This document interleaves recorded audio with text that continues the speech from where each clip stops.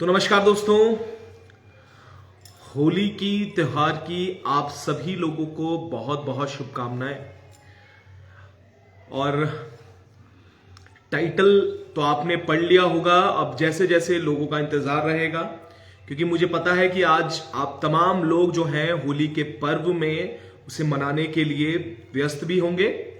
और शायद कुछ लोग जो घर पे होंगे, जिन्होंने होली का त्योहार मना लिया होगा, वो शायद अपना मोबाइल में ये वीडियो देख पाएंगे, लाइव जुड़ पाएंगे। पर आप सभी लोगों से एक निवेदन भी रहेगा कि इस वीडियो को शेयर कीजिएगा, क्योंकि आजकल प्रदेश में जो मुद्दे होते हैं उनसे ज्यादा जो और चीजें होती है उस पर बात चल रही है। जो प्रमुख मुद्दे हैं शायद उस पर बात करना कोई जरूरी इसलिए भी नहीं समझता क्योंकि वो इंटरेस्टिंग नहीं है, क्योंकि उसमें हंसी मजाक और फुल्लड़पन नहीं है, उसमें आपको हंसी नहीं आएगी, उसमें आपको रियलिटी से सामना करना होगा, सच का सामना करना होगा। इसलिए शायद लोग बचते हैं, क्योंकि बहुत सारी टेंशन लोगों को है, तो इसलिए उन्हें लगता है कि उनका ऐसी चीजें उन्हें देखनी चाहिए जिन्हें शायद देखकर उन्हें हंसी आए, शायद उन्हें लगे कि वो उनका जो मेंटल प्रेशर है वो कम हो पाए। और यही सच्चाई अब हो चली है कि अब जो मुद्दे हैं शायद वो कब पीछे छूटते जा रहे हैं। अब जितनी ज्यादा उछल कूद होगी उतनी ज्यादा व्यूअरशिप आएगी। इसलिए मीडिया भी समझ चुकी है और तमाम और भी मीडिया जो है वो भी इस तरीके की कृत्य कर रही है, जिसमें उछल कूद से ज्यादा अलग अलग तरीके की चीजें हों और जिससे लोगों के मन में एक उत्साह जगे कि वो उसे देखें और उस पर बात कर सकें। पर आज जो मैं बात करने वाला हूं वो अपने आप में एक ऐसी रिपोर्ट, एक ऐसी चीज है जो शायद आपको अंदर से चौंका भी देगी और आपके आसपास क्या हो रहा है उस पर कई चीजें आपको बता देगी। आनंद भट्ट जी, आपको भी बहुत बहुत होली की शुभकामनाएं। और मैं वही बार बार ये बात कह रहा हूं कि पहले लोग थोड़े से जुड़ जाएं, क्योंकि बहुत ही ज्यादा जरूरी, बहुत ज्यादा इंपॉर्टेंट ये टॉपिक है। इस पर बोलना, इस पर सुनना, इस पर क्या चीजें हो रही हैं उस पर आज हम सारी बातें करेंगे। पर मैं कह रहा हूं जितने लोग जुड़े हैं, चाहे कि थोड़े ही लोग जुड़े, पर उन लोगों तक ये संदेश पहुंचे कि आखिर क्या चीजें हैं और क्या चीजें हो रही हैं प्रदेश में, शिक्षा के हालात क्या हैं, मूलभूत सुविधाओं में जुड़ता शिक्षा, जिसको लेकर बातें होती हैं कि शिक्षा सबको प्राप्त होनी चाहिए, सबका अधिकार है। पर यह अधिकार से वंचित वो लोग कब हो जाते हैं, उसको खोलती एक रिपोर्ट है। और उस रिपोर्ट में आखिर ऐसा क्या है कि मुझे आज आपके सामने इसके लिए लाइव आना पड़ा। तो कुछ क्या पहले शेयर मैं भी देखता हूं कि कितने लोग जुड़े, क्योंकि मुझे इसमें पूरा क्लियर दिख नहीं पाता है कि कितने लोग जुड़े हुए हैं। एक एक शेयर मैं भी अपने दूसरे फोन से कर रहा हूं कि शायद ये चीजें आप तक पहुंचे और आप लोग इसे देखें और आगे भी शेयर करें, क्योंकि जो शिक्षा का स्तर है, शिक्षा के हालात पहाड़ों में है, उस पर मैं आज बात करना चाहता हूं कि आखिर इस प्रदेश का होगा क्या अगर स्कूल में टीचर ही नहीं होंगे, या मैं कहूं स्कूल्स में बच्चे ही नहीं होंगे, तो उन स्कूल्स का क्या होगा। क्योंकि क्लस्टर की बात चल रही है, बात हो रही है क्लस्टर की, कि क्लस्टर बनाए जाएंगे और तमाम चीजों की बातें सरकारें कह रही हैं। पर अभी मौजूदा हालात क्या है वो मैं आपको बताना चाहता हूं। तो एक एक शेयर आप लोग, तमाम लोग कीजिएगा। मुझे मालूम है आज आप लोग थोड़े से व्यस्त भी होंगे, पर मैं चाहता हूं कि आप थोड़ा सा समय निकालें और इस वीडियो को जरूर देखें, जरूर शेयर करें। इससे आपको काफी चीजों में यह मालूम होगा कि आखिर चल क्या रहा है, स्कूलों की हालात क्या है। तो एक एक कमेंट करके भी बताइएगा कि क्या मैं शुरू कर सकता हूं या आप लोग शेयर अभी कर रहे हैं। एक एक कमेंट करिएगा कि मुझे आगे बढ़ना चाहिए, मुझे आगे इस पर बात करनी चाहिए। एक एक कमेंट आप जरूर करिएगा। उसके बाद इस पर बात करेंगे। एक कमेंट आपके कमेंट का इंतजार मुझे रहेगा कि आप लोग क्या चाहते हैं। अब सीधे से शुरू करें। अगर आप चाहते हैं कि इसे शुरू करें तो मैं फिर आगे बढ़ता हूं, और मैं भी अपने तमाम जो ग्रुप्स हैं उसमें ये लाइव एक बार शेयर कर दूं, जिससे ये जो संदेश है, क्योंकि आपको मालूम है कि एक तो फेसबुक रीच, उसके साथ साथ आपको पता है कि जब भी मुद्दे ऐसे होते हैं तो शायद वो रीच अपने आप रोक दी जाती है। तो अब शुरू किया जाना चाहिए मुझे लगता है। तो मैं आपको बता दूं कि पहाड़ों में, अगर मैं पहाड़ों की बात करूं या स्कूल्स की बात करूं, तो उत्तराखंड में शिक्षा के हालात कुछ ऐसे हैं कि 10,000 स्कूलों में लगभग प्रिंसिपल नहीं है। इस डेटा को बड़े गंभीरता से लीजिएगा, ये डेटा मेरा नहीं है, ये डेटा जो है एक जो हमारी पलायन आयोग है, कमीशन है, उन्होंने स्टडी की है। उस स्टडी के बाद इसे आगे सबको एक पब्लिश किया है, और ये डेटा मुझे मालूम है कि कम लोगों तक पहुंचा होगा, और मैं चाहता हूं ये डेटा आप लोग सब लोगों तक पहुंचे। इस रिपोर्ट के अनुसार अगर हम देखें तो 3,000 स्कूल ऐसे हैं जिनमें एक टीचर है। बहुत ध्यान से सुनिएगा और महसूस कीजिएगा हालात क्या हैं। 3,000 स्कूल ऐसे हैं जिनमें एक टीचर है, और 10,000 स्कूल ऐसे हैं जिनमें प्रिंसिपल है ही नहीं। और अभी तो आगे जब आप जाएंगे, ये तो रही स्कूल्स में प्रिंसिपल ना होने की बात या एक टीचर होने की बात। अब क्लासेस की बात करूंगा, जो कक्षाएं चलती हैं,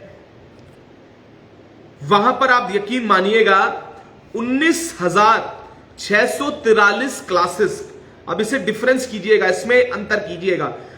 पहले तो मैंने आपसे बात करी कि 3,000 स्कूल ऐसे हैं जिनमें एक टीचर है, उसके साथ साथ 10,000 स्कूल ऐसे हैं जिसमें प्रिंसिपल नहीं है। अब यहां पर मैं 19,643 क्लासेस की बात कर रहा हूं, कक्षाओं की बात कर रहा हूं पूरे प्रदेश में, जहां पर एक भी स्टूडेंट इनरोल्ड नहीं है।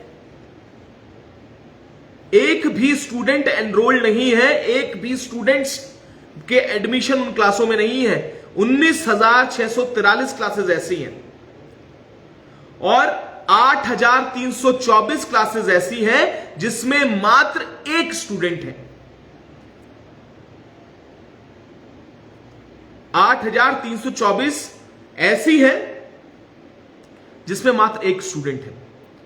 यह शिक्षा का आलम है पूरे प्रदेश में। और अभी तो आगे और रोचक चीजें आपको मैं बताता हूं। यह गवर्नमेंट की रिपोर्ट है, गवर्नमेंट ने खुद, ये आयोग ने पब्लिश की है। और मैं आपको बता दूं कि अगर 59% के जो स्कूल्स हैं वहां पर प्रिंसिपल्स नहीं है, मैं आपको बता दूं पूरे प्रदेश भर में, और 3,504 स्कूल्स ऐसे हैं। अब ये बात आपके सामने में रखता हूं, 3,504 स्कूल ऐसे हैं जहां पर एक टीचर है। मात्र एक टीचर से पूरे स्कूल का कार्य चल रहा है। आप यकीन मानिएगा 3,500 स्कूल टीचर सिर्फ एक सिंगल टीचर पर डिपेंडेंट है। और मैंने जैसे कहा 17,787 स्कूल्स में 10,470 स्कूल्स में, अगर 17,000 टोटल स्कूल्स है, उसमें अगर 10,000 स्कूल जो हैं उसमें सिर्फ, उसमें ना तो प्रिंसिपल है, और उस जो स्कूल्स हैं जिनमें प्रिंसिपल नहीं है वो एक स्कूल के, एक टीचर्स के उस पर संचालित हो रहे हैं। अब मैं आपको बात करूं कि 263 स्कूल्स तो ऐसे हैं जहां पर सब्जेक्ट्स के टीचर्स ही नहीं है। एक अगर गणित का टीचर है तो साइंस, हिंदी और जो सब्जेक्ट्स होते हैं उसके टीचर ही नहीं है। और मैं आपको बता दूं कि 263 स्कूल्स जहां पर टीचर्स की कमी है, अलग अलग सब्जेक्ट्स की, उसमें 239, मतलब आप यकीन मानिएगा मोस्टली जो स्कूल्स हैं वो पहाड़ों में है।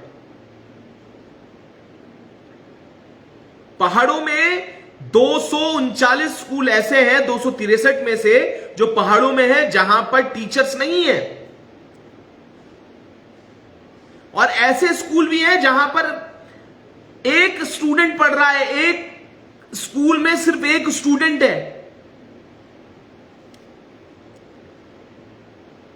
मैंने जैसे कहा आपको कि 19,643 क्लासेस में एक भी स्टूडेंट एनरोल नहीं है। वहां पर 8,324 क्लासों में एक स्टूडेंट पढ़ रहा है।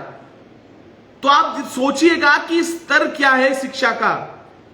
वहां पर एक स्टूडेंट क्यों है, माइग्रेशन का, पलायन का कारण क्यों बने हैं पहाड़, आप यकीन मानिएगा। आपको पता है कि अगर पलायन आयोग में सबसे बड़ा अगर हम बात करेंगे तो क्वालिटी एजुकेशन, जो एजुकेशन है वो पहाड़ों में सही नहीं है, वो एक मुख्य कारण है पलायन का। पर कोई नहीं बोलना चाहता, कोई इस पर चर्चा भी नहीं करेगा, क्योंकि मैंने आपको पहले ही कहा कि अब उछल कूद ज्यादा पसंद आने लगी है, अब ठहाके ज्यादा आने पसंद लगे हैं, अब सड़क पर अजीब गरीब हरकतें ज्यादा पसंद आने लगी हैं। अब कोई व्यक्ति अगर कुछ हरकतें करता है तो वो चीजें लोगों को ज्यादा भाती हैं, पर डेटा पे बात करने वाले लोग नहीं हैं।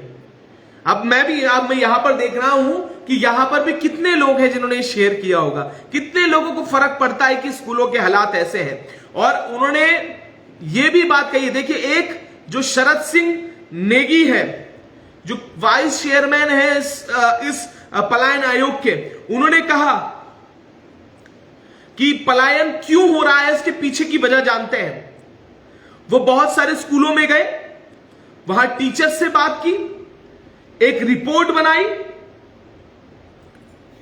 जो प्राइमरी स्कूल्स हैं वहां पर सबसे ज्यादा चैलेंजेस हैं, प्रिंसिपल नहीं है, टीचर नहीं है। और इस आधार पर यह रिपोर्ट साफ साफ चिल्ला चिल्ला के कह रही है कि शिक्षा का स्तर, क्वालिटी की वजह से माइग्रेशन हो रहा है, पलायन हो रहा है। चीख चीख के रिपोर्ट कह रही है। उत्तराखंड स्टेट की गवर्नमेंट का जो आयोग है वो ये बता रहा है कि एक मुख्य कारण है। आपको पता है कि उन्होंने क्या सजेशन दिए हैं? रिपोर्ट ने कहा कि अगर जो टीचर्स हैं वो स्कूल्स के 8 से 10 किलोमीटर के एरिया में रहे तो शायद इस पर रोक लगाई जा सकती है। पर रहे क्यों? क्योंकि वहां पर जो लोग जाएंगे, जो टीचर जाएंगे, जब उन्हें सुविधाएं नहीं बनेंगी तो ऑब्वियस बात है कि वो नहीं आएंगे, छोड़ देंगे या नहीं पढ़ाएंगे या जाएंगे नहीं। इतनी वीडियोस हमारे सामने निकल कर आई जहां पर टीचर्स आते हैं, अकेले पढ़ा रहे हैं, उन पे कितना प्रेशर होता होगा। या जहां पर एक ही बच्चा है तो क्या वो टीचर वहां पर पढ़ाएगा, पर उस तरफ किसी का ध्यान नहीं है। एक ट्रांसफर पॉलिसी को लेकर आपको मालूम है कि सब देहरादून, हल्द्वानी, प्लेन्स में रहना चाहते हैं। हम पहाड़ की बात तो करते हैं, पर अगर हमें नौकरी मिल जाए, हम एजुकेशन की भी बात, हम नौकरी, सरकारी नौकरी की भी बात करेंगे, पर जहां हमें नौकरी मिल गई तो हमें पोस्टिंग या तो देहरादून चाहिए होती है या हमें चाहिए होती है हल्द्वानी। कोई भी व्यक्ति जो एजुकेशन डिपार्टमेंट में, कुछ लोग जरूर हैं, कुछ टीचर्स ऐसे हैं जो चाहते हैं कि वो लोकल एरिया में जाके अपने गांव में सेवा दे सके। कई ऐसे शिक्षक हैं जो अच्छा कर रहे हैं, जिन्हें चाहिए, जो चाहते हैं कि पहाड़ में शिक्षा का स्तर बढ़े, वो स्कूल्स में जानबूझकर वहां ट्रांसफर चाहते हैं अपना। पर पलायन आयोग रिकमेंड करता है कि जो शिक्षक वहां जा रहा है, उन स्थितियों में जा रहा है, परिस्थितियों में पहाड़ में जा रहा है जहां पर सुविधाएं नहीं है, उन्हें इंसेंटिव देने चाहिए। वहां पर ई लर्निंग, हम बड़ी बड़ी डिजिटलाइजेशन की बातें कर रहे हैं। कितने गांव हैं जहां पर डिजिटलाइजेशन हो रहा है, जहां पर शिक्षक ही नहीं है, जहां पर बच्चे ही नहीं है, कहां से डिजिटलाइजेशन होगा? और कौन से डिजिटल भारत की बात करते हैं? स्टेट गवर्नमेंट, राज्य सरकारें कोई नेता क्या इस पर चर्चा करता हुआ दिखा आपको? क्या विधानसभा के पटल पे कोई चर्चा हुई कि डिजिटल ई लर्निंग की पहाड़ों में क्या सुविधाएं हैं जहां नेटवर्क नहीं है? कॉन्ट्रेक्चुअल बेसिस पे, अगर आप नहीं चाहते, कॉन्ट्रेक्चुअल बेसिस पे कितने टीचर्स हैं? लोग अतिथि शिक्षक आंदोलन कर रहे हैं, उनकी सुनवाई के लिए कोई नहीं।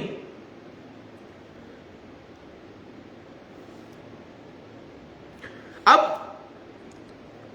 क्लस्टर प्रोजेक्ट्स के बारे में बात कर रहे हैं। आपने भी सुना हो कि जो एजुकेशन डिपार्टमेंट है वो क्लस्टर स्कूल्स की बात कर रहा है। अब 5 किलोमीटर के रेडियस में जो स्कूल्स होंगे, वहां पर आपने ये भी देखा पहाड़ों में होता क्या है, कई स्कूलों में टीचर्स की संख्या ज्यादा है और बच्चे हैं नहीं। और यह भी बोला गया है कि क्लस्टर स्कूल का यह है कि जहां पर बहुत सारे बच्चे टीचर्स ज्यादा हैं, वहां पर एक क्लस्टर बनाया जाएगा, उसमें एक फर्स्ट से लेकर 5th क्लास तक इस क्लस्टर्स को डेवलप किया जाएगा। अब ये जो पूरी रिपोर्ट है वो ये बता रही है कि यहां पर शिक्षा का आलम क्या है। अब मैं आपको बता दूं, पलायन आयोग बनाया गया, वो इसलिए बनाया गया कि जिसलिए वो जान सके कि पलायन की समस्याएं आखिर क्यों हो रही है, पहाड़ों में, गांव में क्यों आ रहे हैं। आपको मैं बता देता हूं कि अगर पलायन आयोग की पहली रिपोर्ट की बात करें तो 2018 में वो रिपोर्ट आई। 18 में उन्होंने बताया कि 700 विलेजेस जो पूरे प्रदेश में है वो खाली हो चुके हैं। 700 गांव खाली हो चुके हैं। 3,83,000 लोगों ने गांव छोड़ दिए हैं और वो आधे से ज्यादा लोगों ने इसलिए गांव छोड़ दिए क्योंकि उन्हें नौकरियों की तलाश थी।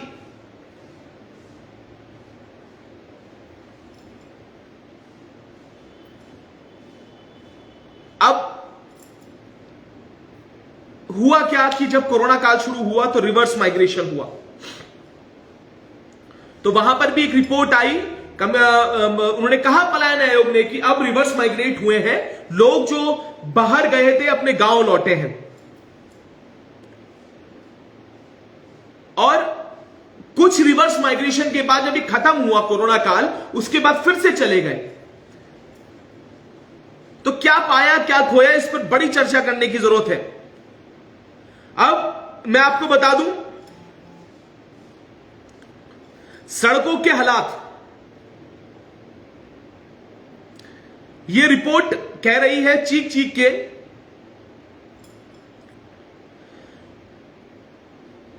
734 गांव खाली हुए 2011 से 18 के बीच में। 84 ब्लॉक जिसमें 6,291 विलेजेस हैं, गांव हैं, उसमें रोडें नहीं है, सड़कें नहीं है। 82 गांव ऐसे जहां पर 10 किलोमीटर दूरी पे रोड है। 5,828 गांव ऐसे जहां पर 5 किलोमीटर की दूरी पे रोड है। अल्मोड़ा डिस्ट्रिक्ट के हालात ऐसे हैं जो सबसे ज्यादा इस पूरी रोड कनेक्टिविटी को लेकर सबसे ज्यादा जो मार झेल रहा है अल्मोड़ा के।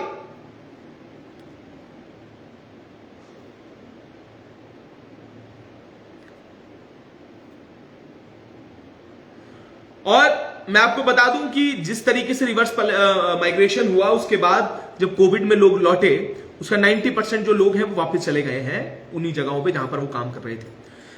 शिक्षा, पलायन और गांव खाली होना, सबसे ज्यादा असर आपने देखा कि विलेजेस पहाड़ों में है। पहाड़ों के लोग माइग्रेट कर रहे हैं लगातार। इनको पलायन पे बोलने वाला, चर्चा करने वाला विधानसभा के पटल पर कोई नजर नहीं आता। 2 दिन के सत्र चला के इतिश्री कर ली जाती है, क्वेश्चन करने पे कोई बात नहीं करना चाहता। हमने देखा कि विधानसभा के पटल में इस बार भी क्या हुआ, एक मुद्दा था जिसको लेकर आक्रोश है वो अभी तक बना हुआ है। और उसके बाद विधानसभा के पटल पर जहां पलायन की बात होनी चाहिए थी, शिक्षा की बात होनी चाहिए थी, जहां पर बात होनी चाहिए थी कि जो खाली होते हुए गांव है, इतनी तेजी से आकर खाली क्या हुए, क्यों हुए, टीचर्स के लिए क्या व्यवस्थाएं की गई, जो लोग स्कूल्स में पढ़ाना चाहते हैं वहां पर जो लचर स्कूल्स की इंफ्रास्ट्रक्चर है, जो बिल्डिंग्स है वो चूती है, वहां पर बच्चे मजबूर हैं, ऐसे हालात है। मैं तो बात करूंगा देहरादून के एक स्कूल की, देहरादून में ऐसे कई स्कूल्स है, नकली राजधानी, नेताओं की राजधानी में, जब स्कूलों के हालात आप देख लेंगे तो वहां पर बैठने लायक जगह नहीं है, वहां पर एक हॉल में कई बच्चे पढ़ा रहे होते हैं। हमने कई बार वहां से लाइव किया, पर कोई भी नेता अधिकारी जागने के लिए तैयार नहीं है। अब देखिएगा बड़े बड़े अखबारों में वो आ जाएंगे, शिक्षा सुधर गई है। क्यों करेंगे? प्राइवेटाइजेशन जोरों पर है, बड़े बड़े स्कूल्स हैं, स्कूल्स में आप अच्छी फीस है, और हर बार जो पेरेंट्स है वो ये मुद्दा उठा लेते हैं कि फीस ज्यादा हो रही है, या ड्रेसेस के लिए प्राइवेट स्कूल बोल रहा है। कितने अधिकारियों के बच्चे सरकारी स्कूलों में पढ़ते हैं, कितने नेताओं के बच्चे सरकारी स्कूलों में पढ़ते हैं, कितने ऐसे लोग हैं जिन्होंने अपने बच्चों को सरकारी स्कूल में पढ़ा रहे हैं? ये सवाल सबसे होना चाहिए, उत्तराखंड के कितने लोग हैं जो अपने बच्चों को सरकारी स्कूल में भेजने चाहते हैं? इसलिए भी दो पहलू हैं, एक तो पहला वहां इंफ्रास्ट्रक्चर नहीं, टीचर्स नहीं, और बिल्डिंग ऐसी जर्जर हालत में है, तो वहां पर वो कभी भी बड़ा हादसा वहां पर हो सकता है, पर किसी को कोई शुद्ध नहीं है। पर हम क्या होते हैं, मैंने फिर से वो बात कही है कि उछल कूद को क्रांति समझ लेते हैं, अपनी हंसी मजाक को क्रांति समझ लेते हैं, मुद्दे उठाने पर हम जब जाते हैं, जो स्ट्रक्चर्स की बात है, जो मेन बात है जिसमें बात होनी चाहिए, उस विधानसभा पटल पर जो नेता बड़े बड़े प्रवचन देता है उसको क्रांति समझ लेते हैं, और जो नेता लगातार बड़े बड़े दावे करता है अस्पताल को लेकर, शिक्षा को लेकर, जो ये कहता है कि अब जो डॉक्टर्स हैं वो पेशेंट्स को ढूंढ रहे हैं, टीचर्स भी मुझे लगता है बच्चों को ढूंढ रहे होंगे, तो ये हालात स्कूलों के हैं, शिक्षा के हैं। तो मैं भी ज्यादा, क्योंकि मुझे मालूम है कि आज सब लोग व्यस्त हैं, पर जब जब आपके पास ये पूरा मुद्दा पहुंचेगा, मैं चाहता हूं कि अगर आपको लगे कि शिक्षा के हालात चीख चीख कर ये कह रहे हैं कि आपको सवाल करने चाहिए, आपको सवाल पहाड़ के लिए करने चाहिए, आपको सवाल अस्तित्व के लिए करने चाहिए, आपको सवाल इसलिए करने चाहिए क्योंकि जब परिसीमन होगा तो वही पहाड़ जिसके लिए ये प्रदेश की उसका विकास नहीं हो पाया, और होगा भी नहीं, क्योंकि जब पलायन लोग ही नहीं बचेंगे तो आखिर किन लोगों के लिए वहां पर विकास किया जाएगा? अब ये जिम्मेदारी आप लोगों पे छोड़ता हूं। मैं चाहता हूं कि आप लोग जब इसे देखें तो आप अपनी राय जरूर दें, अपने कमेंट जरूर दें, अपनी बातें जरूर लिखें अपने सजेशन। पलायन आयोग की रिपोर्ट चीख चीख कर कह रही है अभी नहीं जागे तो कभी नहीं। अब जागना है, सवाल करने हैं, और जो लोग सवाल उठा रहे हैं उन पर, क्योंकि मुख्यतः मैंने ये देखा है शिक्षा स्वास्थ्य के ऊपर कम ही लोग डेटा के साथ रिप्रेजेंट होते हैं। अभी अनूप नौटियाल जी जो लगातार बात कह रहे हैं, उन्होंने लगातार ये बात कही है उन्होंने भी मैसेज सब तक पहुंचाने की कोशिश की है। उन्हें सुनने वाले कितने लोग हैं, वो जो मैसेज दे रहे हैं उन्हें शेयर करने वाले कितने लोग हैं, ये फर्क है। अब देखिएगा जब ये सारी चीजें होंगी तो हम कहां पर खड़े होंगे। पहाड़ में खाली होते पहाड़, शिक्षा के हालात बदहाल, स्वास्थ्य के हाल बदहाल। अगर आज भी सवाल नहीं किया, आज भी आप सोशल मीडिया पर बैठे उछल कूद को क्रांति समझने लगे, तो माफ कीजिएगा, ना तो पत्रकार बचेंगे, ना क्रांति करने वाले लोग बचेंगे, और जो आज सवाल कर रहे हैं वो भी कुछ सालों के बाद अपने काम धंधे करेंगे। तो इसलिए आपसे निवेदन भी रहेगा और आपसे ये भी रहेगा, जब आप ये पोस्ट देखें, आप ये लाइव देखें, तो शेयर जरूर कीजिएगा। अगर आपको सही लगता है, ये डेटा चीख चीख कर अगर आपके दिल पर कहीं पर भी चोट करता है, तो शेयर करके एक कमेंट जरूर कीजिएगा। तो हम भी आपको लगातार अपडेट करते रहेंगे, और बहुत शुभकामनाएं फिर से एक बार होली की। आप लोग, आपका जीवन, तमाम लोगों का, प्रदेशवासियों का सुखद रहे। आपके पूरे परिवार को होली की हार्दिक शुभकामनाएं। आप ऐसे ही तमाम पूरा प्रदेश, मैं और हमारी पूरी टीम जो है उत्तराखंड हलचल की, आपको बहुत बहुत शुभकामनाएं देती है, और जरूर ये चाहती है कि अब नहीं जागे तो कभी नहीं। तो तब तक के लिए ऐसे ही जुड़े रहिएगा और देखते रहिएगा उत्तराखंड हलचल।